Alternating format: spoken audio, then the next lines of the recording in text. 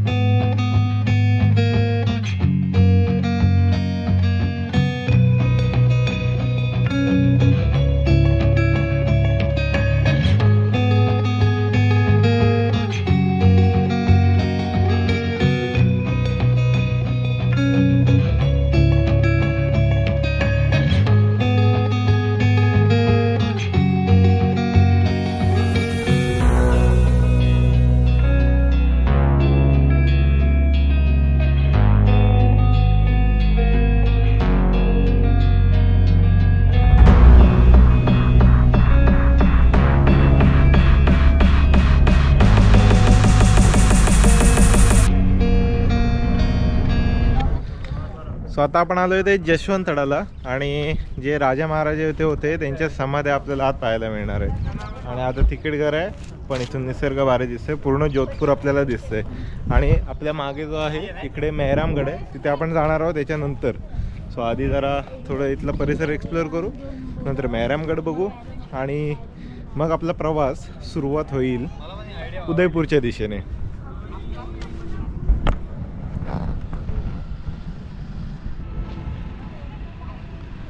So आता sunrise झालेलं आहे इथे समोर आणि हे पूर्ण आहे जोधपूर.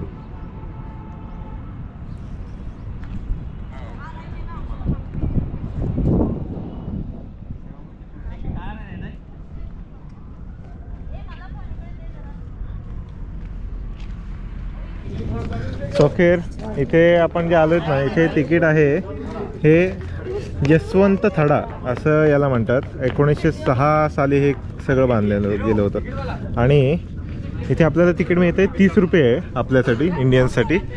आणि कन्सेशन असं नाही आहे. ठीक आहे, 30 रुपये तिकीट काढून तुम्हाला आत जायचं आहे. आता बघू आत 30 रुपयाला आपल्याला आत काय पाहायला मिळते ते रॉक बघितलं ना, ते रॉक बघा कसे आहेत, असे वेगळे आहेत. म्हणजे आपले महाराष्ट्रासारखे, महाराष्ट्रात वेगळे इथे वेगळे असते.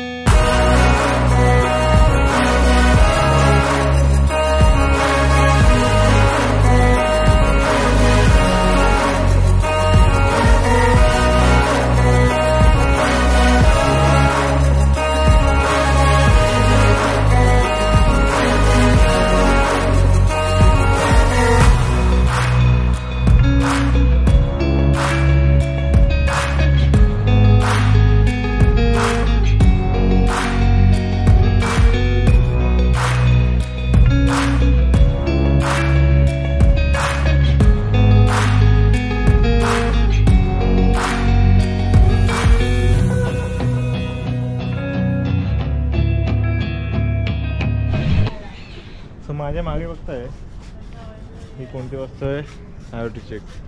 बट तुम्हाला इथे शूज रिमूव्ह करावे लागणार आहेत आणि मग तुम्ही आत जाऊ शकता. सो आता शूज रिमूव्ह केलेत आणि आता आत प्रवेश करूया आपण. Let's see. इथून तुमचा प्रवेश आहे आत.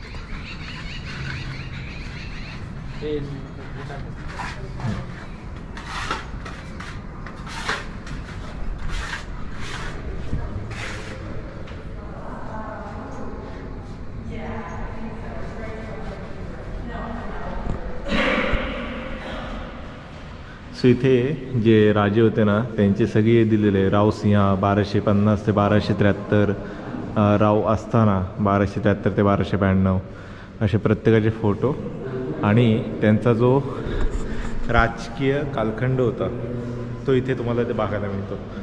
आणि असं पूर्ण जेवढे त्यांचे राजे होते सगळ्यांचे फोटो इथे त्यांनी डिस्प्ले केलेत. हे पूर्ण जे काम आहे ते संगमरवरी आहे, सगळं संगमरवरी.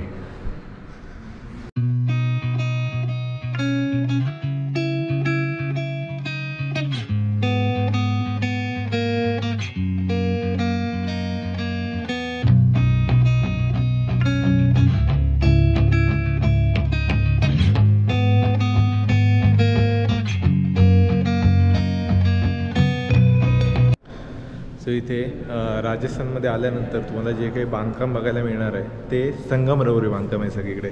आणि जे काय दरवाजे वगैरे आहेत ना यांचं आर्किटेक्चर इट्स सिमिलर टू म्हणजे दिल्लीचं जे आर्किटेक्चर आहे तसं आहे. म्हणजे खूप नक्षीदार असं पूर्ण तुम्हाला ते खिडक्या वगैरे पाहायला मिळतात आणि मजबूत किल्ले आहेत.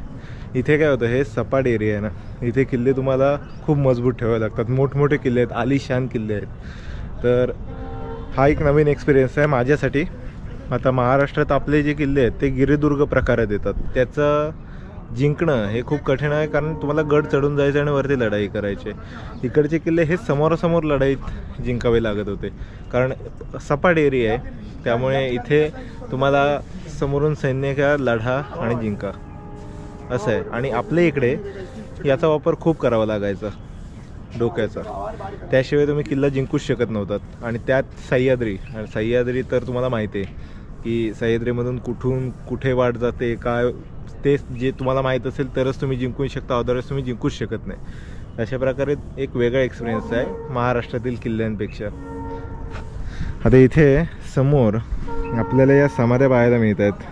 सो तिथे बघू आता काय समाध्या आहेत ते. आपण गाईड हायर नाही केलं, ठीक आहे. तो हे काम बघा, एक संगमरवरी काम आहे, सर्व नक्षीदार.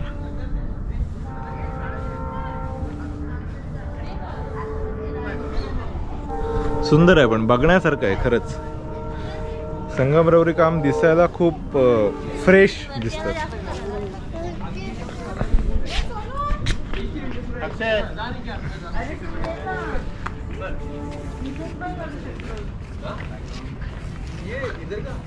चप्पल काढायला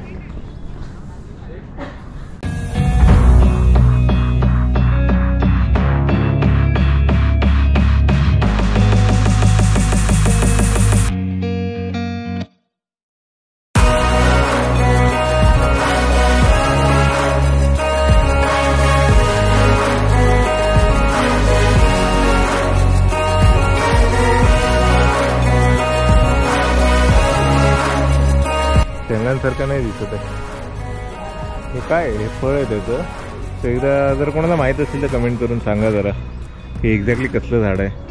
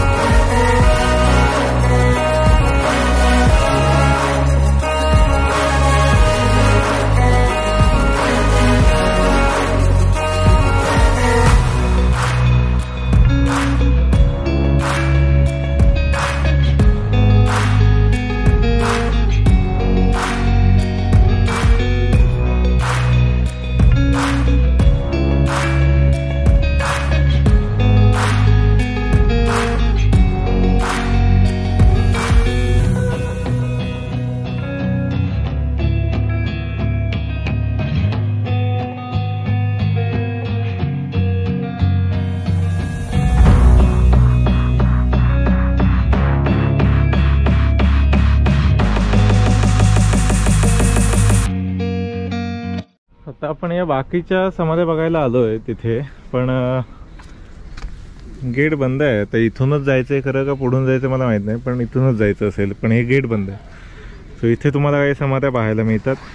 तिकडे या संगमरवरी कामामध्ये पण समाधी आहेत. इथे मध्ये एक समाधी आहे. आता ते कोणची आहे ती इन्फॉर्मेशन तुम्हाला या व्हिडिओमध्ये मी देतो सर्व.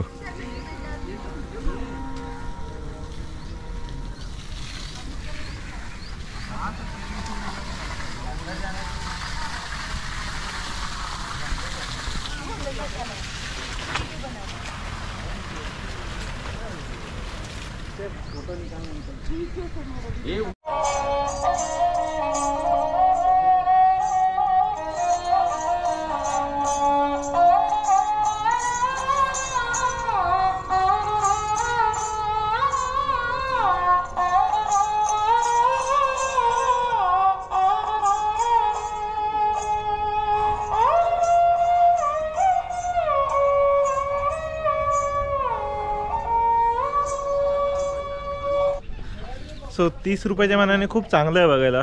संगमरवरी काम बघायला खूप चांगलं वाटलं. आणि 30 रुपये हे पैसा वसूल आहे. ठीक आहे, सोय चांगली आहे तुम्हाला तिथे. फक्त कुठे माहितीचा फलक लावलेला नाही आहे. म्हणजे तुम्हाला जर माहिती हवी असेल तर तुम्हाला सेपरेट गाईड करावं लागेल. त्याचे रेट्स इथे आहेत. ठीक आहे, हे रेट्स आहेत. 9 ते 5 वाजेपर्यंत ओपन असतं. आणि गाईडचे फी 1 ते 4 पर्सन असतील तर 150, 5 ते 15 200, 16 ते 30 250 आणि 31 ते 50 300.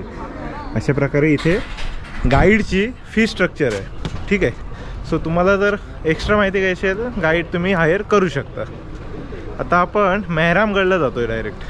चला आता टाईम न घालवता तिकडे जाऊया, कारण अजून आपल्याला 300 किलोमीटरचा प्रवास पण पूर्ण करायचा आहे आणि उदयपूरला जायचं आहे. त्यामुळे 12-12:30पर्यंत मेहरामगड आता बघून आपला कंप्लीट करावा लागेल.